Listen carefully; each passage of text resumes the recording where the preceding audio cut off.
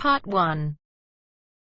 You are going to listen to a telephone conversation between a caller and a call centre operator.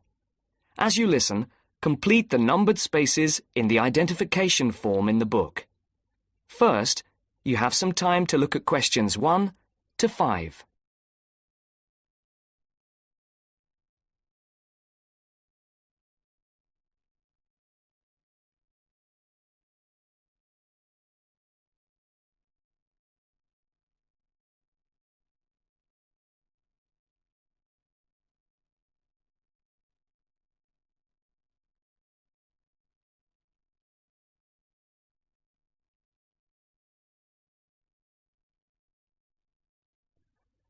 You should answer the questions as you listen, because you will not hear the recording a second time. Listen carefully and answer questions 1 to 5. Platinum Card Service, Rebecca speaking. How may I help you? I've got a few problems with my credit card account. Okay. What is your credit card number? Let's see. It's here somewhere. Here it is. Can I just take the card number, please? Yes, it's 6992 6992 3443 3443 1147 1147 8921. 8921. Right. Can I just check that? 6992 3443 1147 8921. That's it. And your name? Carlos de Silva. I just need to check a few details for identification and security, if you'll bear with me. That's okay. And what's your postcode? SE1 8PB. SE1 8PB. That's it. Vauxhall Close, London? Yes, that's right. And the house number? 43. And can you give me your date of birth? 13th of the 7th, 63. And one further check, if I may. Can you give me your mother's maiden name? Yes, it's Moore. Is that M-O-O-R-E? Yes, that's it. Before the caller and operator continue their telephone conversation, look at questions 6 to 10.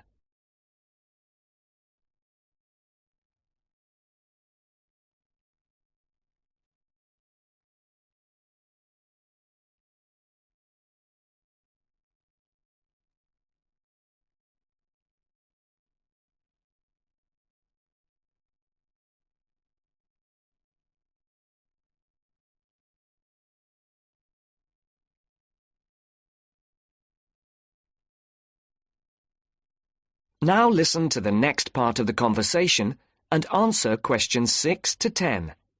For these questions, there are 3 alternatives: A, B, and C. Decide which alternative is the most suitable answer and circle the correct letter. Yes. Now, can we get on with this? Yes, sir, certainly. I'm sure you'll appreciate that all these checks are necessary for security reasons. So, what exactly is the problem? Problems? Okay. Well, first, your computer seems to have gone mad. I sent you £500, and on the statement for the account, it shows that I only paid £300. Yes. The account does only show £300 was paid. Well, I paid the £500 in at the bank, and I have my receipt, and my bank statement shows that £500 has been taken from my account. Oh, I see. What I'll do is check with the bank and see what they say. OK. You said there was something else? Yes, as if that wasn't enough. My account shows that £107.27 was paid to a company called Pan Express. I don't know who this is. Let's have a look. Well, it is genuine. I can assure you it's not mine. It was made on the evening of the 12th of May. Maybe it's a restaurant bill you forgot about? There's no way that... Oh, wait, hold on. Yes. Oh, it's okay. I've just realised what it is. It is a restaurant bill. The name of the company is different from the name of the restaurant. My mistake. I'm sorry. That's okay. Was there anything else? I don't know if I dare. What is it, anyway? Well, it's, the amount of interest seems to have gone up. If you look at your statement for April, you'll see that the rate went down from 16.27% to 14.99% that month. Oh, yes, you're right. Was that everything? Yes, basically, it is. Okay. And can you check my payment? Oh, yes, I'll do it. Can I phone you back? I'll be at home for the next 2 hours. I have to leave at 11. Right. What's your number? 020 7989 7182. Hold on. 020 7979? No, it's 7989, and then 7182. So it's 020 7989 7182. Yes, that's it. OK, I'll phone you straight back. Thanks. Bye. That is the end of part 1. You now have half a minute to check your answers.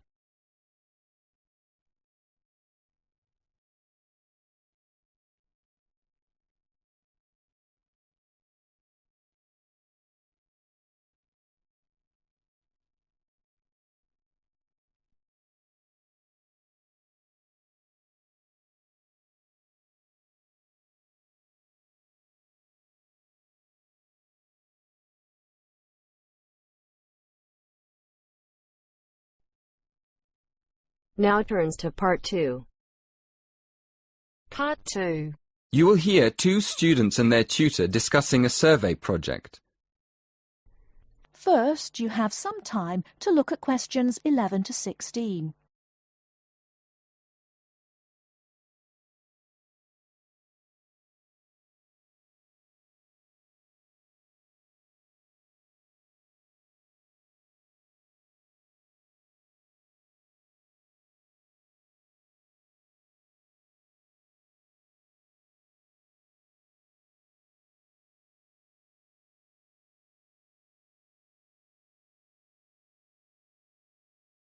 Now, listen carefully and answer questions 11 to 16. So, what's the survey about, Tom? It's about where students want to live and how they choose. Basically, their accommodation preferences. We've actually tried it out with a few students already. OK, that sounds fine. So, to start with, how many questions have you got? 20? Is that too many? Yes, it is, really. People get fed up answering lots of questions and they stop thinking about their answers. Right, so we need to think about that again. What do you think of the first 3 questions? You want to know what affects students' choice of accommodation when they go to university? Yes, we want to find out which has the most effect. The cost, the number of rooms in the house or flat, or the distance from campus. And then we asked another question. Oh, yes? What else did you want to find out? Well, we wondered whether public transport was important. You know, not many students have cars, so it might be quite important for them to be near somewhere where they could catch a bus or train. Yeah, that's a good question. Before you ask any more people, I've got a couple of suggestions for improving the questionnaire. First of all, I think you need to ask fewer questions. As I said, 20 is really too many. I'd cut it down to 10 if I were you. Okay, 10 questions only. And is there anything else you think we should do? Well, yes. Some of the questions are actually quite complicated. I think you should make them clearer. I think they should be easier to understand. And what do you think about asking more questions about cost? No, I don't think you need any more about cost, but you could ask a couple more questions about the reasons for students' decisions. So we should ask some more questions with why. Yes, I think you'd get quite a lot more information if you did that. Thank you. Before you hear the rest of the talk, you have some time to look at questions 17 to 20.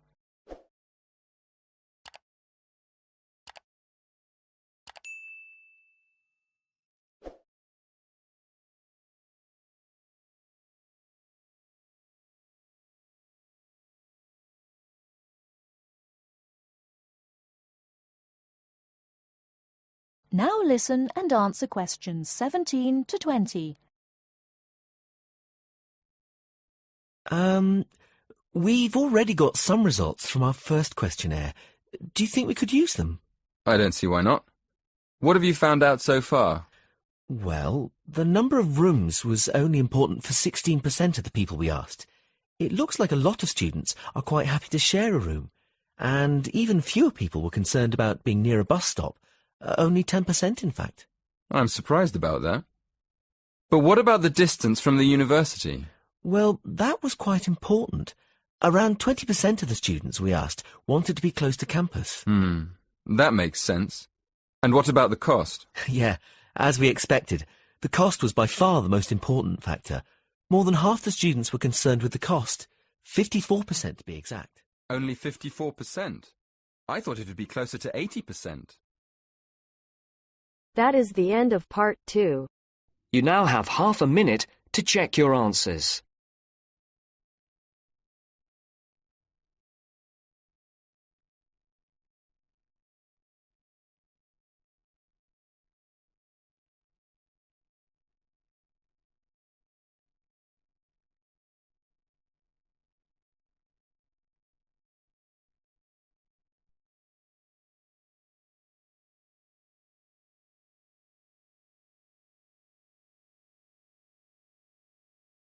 Now turns to part 3.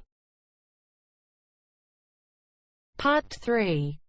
You will hear two students, Sharon and Zhao Li, talking to their tutor about a presentation they gave the previous week.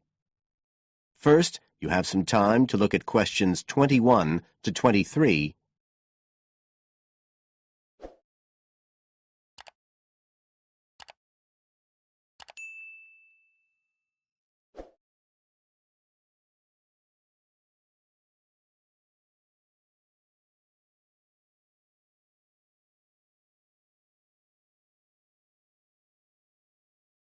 Now listen carefully and answer questions 21 to 23.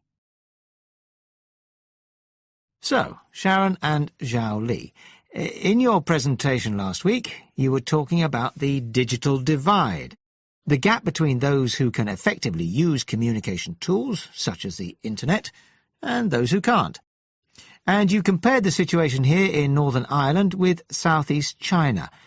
Right. So, I asked you to do some self-evaluation, watching the video of your presentation and thinking about the 3 main criteria you're assessed by: content, structure and technique.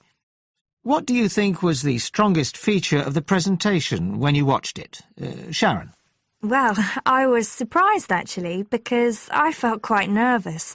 But when I watched the video, it didn't show as much as I expected. So which of the criteria would that come under? Confidence? That's not actually one of the criteria as such. Zhao Li? Technique? It's body language and eye contact, isn't it? Well, I didn't think I looked all that confident, but I think that our technique was generally good, like the way we designed and used the PowerPoint slides. So, you both feel happiest about that side of the presentation? Yeah. OK, now on the negative side, what would you change if you could do it again? Well, at first I'd thought that the introduction was going to be the problem, but actually I think that was OK. We defined our terms and identified key issues. It was more towards the end. The conclusion wasn't too bad, but the problem was the questions. We hadn't really expected there'd be any, so we hadn't thought about them that much. OK, anything else? Well, like Zhao Li says, I thought the conclusion was okay, but when I watched us on the video, I thought the section on solutions seemed rather weak. Can you think why? Well, we explained what people are doing about the digital divide in China and Northern Ireland, but I suppose we didn't really evaluate any of the projects or ideas. It was just a list, and that was what people were asking us about at the end mostly. You now have some time to look at questions 24 to 30.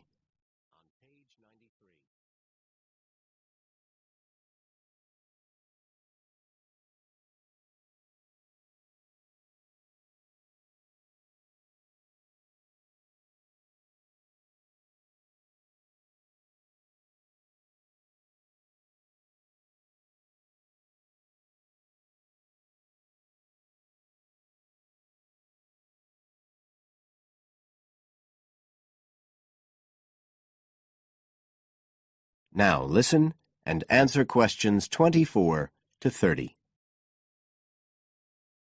OK. Now, I also asked you to get some peer evaluation from the other students. Yes, well, people said it was interesting, like the fact that in China the internet was used more for shopping than in Northern Ireland. They said sometimes it was a bit hard to understand because we were talking quite fast, but we didn't think so when we watched the video. No, it's a bit different, though, because you know all this information already. If you're hearing it for the first time, you need more time to process it. That's why signposting the structure and organisation of the talk is important. That seemed OK. No one mentioned that as a problem. Some people said that we could have had more on the slides, like some of the other groups had nearly everything they said written up on the visuals as well. But other people said the slides were good. They had just the key points. Yes. And most people said we had quite good eye contact and body language. They all pointed out we'd overrun. They all said we were 5 minutes over. But we timed it afterwards on the video, and it was only 3 minutes. We were a bit unsure about the background reading at first, but I think we did as much as we could in the time.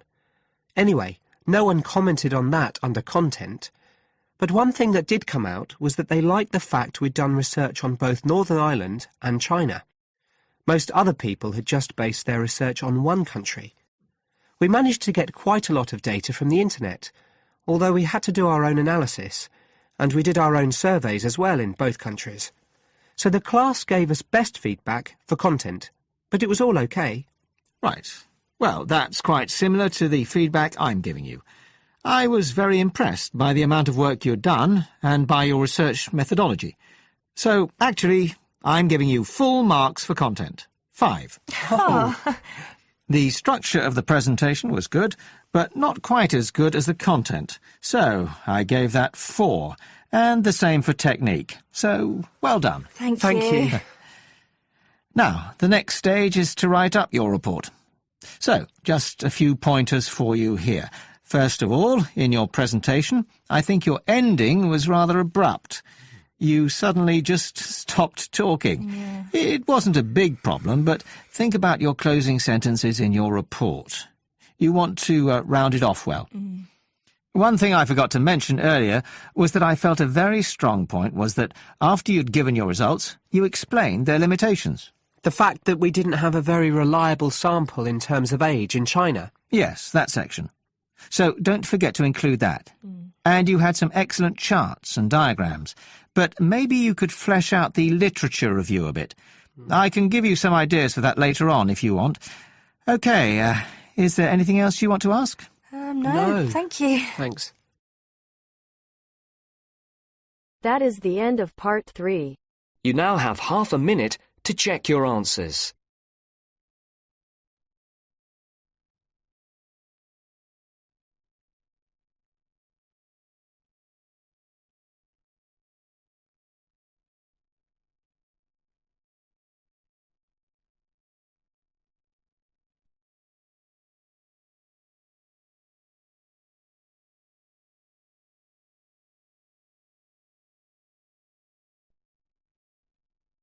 Now turns to part 4.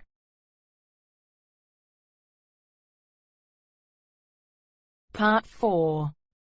You are going to hear a talk about the English pubs.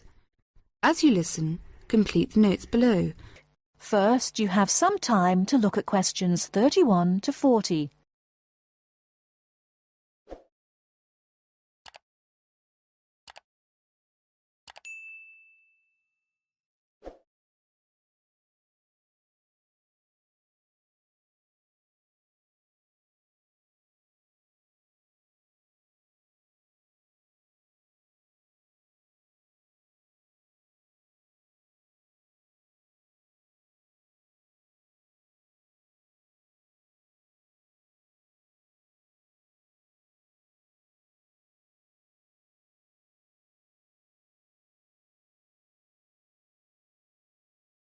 Now listen carefully and answer questions 31 to 40.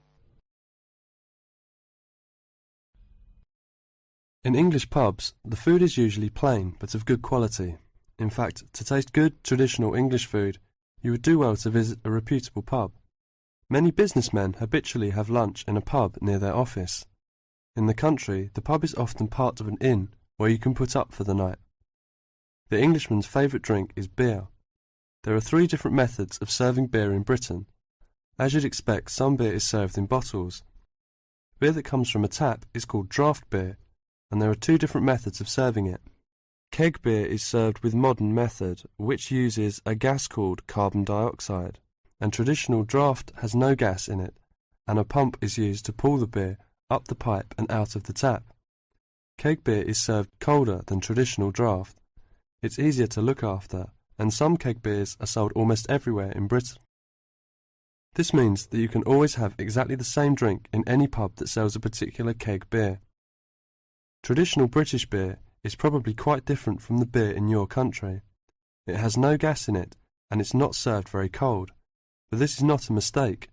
Traditional beer drinkers will tell you that this allows you to taste the beer better.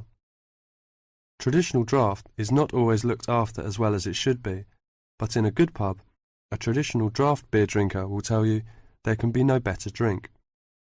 There are a lot of different breweries, companies that make beer, in Britain, but they make the same types of beer, and you can see them in the list below. Lager is the kind of beer that is common in many countries. Normally keg is served cold. Strong lager is often available in bottles.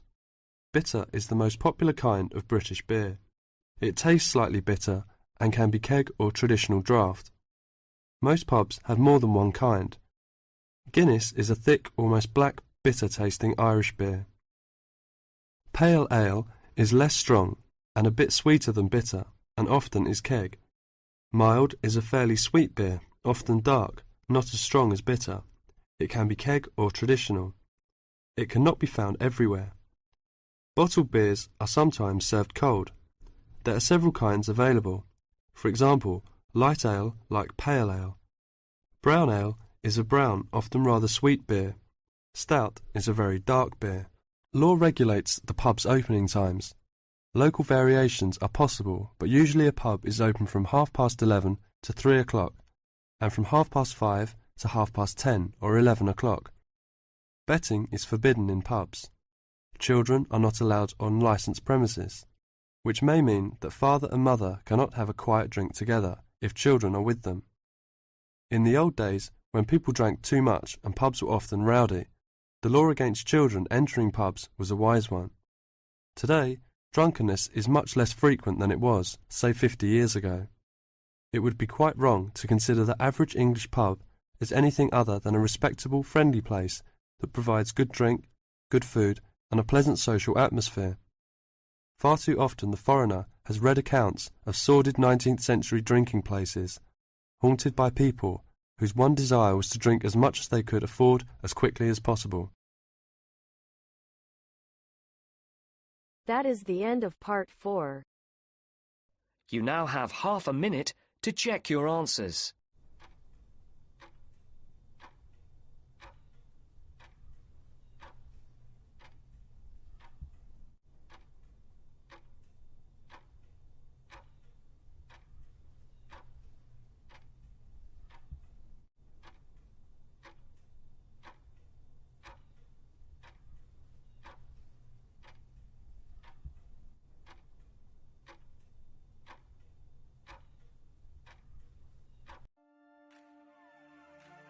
That is the end of the listening test.